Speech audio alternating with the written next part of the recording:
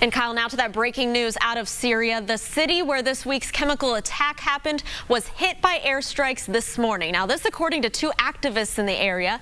At least one woman was killed, 3 others hurt, and at this hour, it's not clear who conducted those strikes.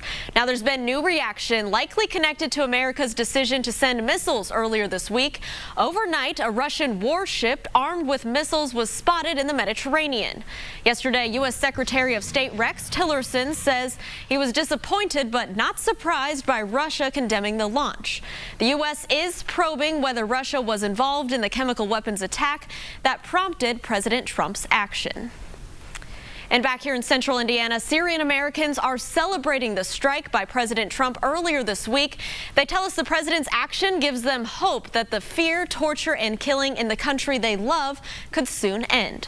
RTV6's State House reporter Katie Hines has their reaction.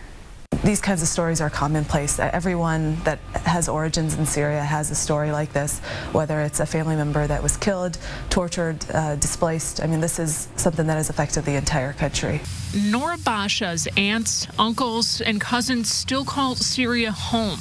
She was born in the United States after her parents fled the country. For my parents, staying in Syria was a death sentence, and so they left. And that's how a lot of people in Syria inside feel today. They are living under siege. They go days sometimes without water, food, electricity. Basha describes a paralyzing fear. They can't live their lives. They can't go to sleep. They can't. I mean, this is something that encompasses their daily lives. They don't know when a bomb will come and hit their homes. They're not safe inside or outside. On Tuesday, she watched heartbreaking and tragic images of the aftermath of a chemical weapons attack, one that killed dozens of Syrian civilians. I was in absolute tears watching tiny bodies convulsing as they try to catch their final breaths, killed by a nerve gas that is both odorless and colorless, so that the victim has no idea where the attack will come next. Basha says she backs President Trump's military strike. She says it brings hope for change. That has been proven time and time again that Assad will not leave power unless he's taken out by force. She's sending Trump a letter, and it's a plea.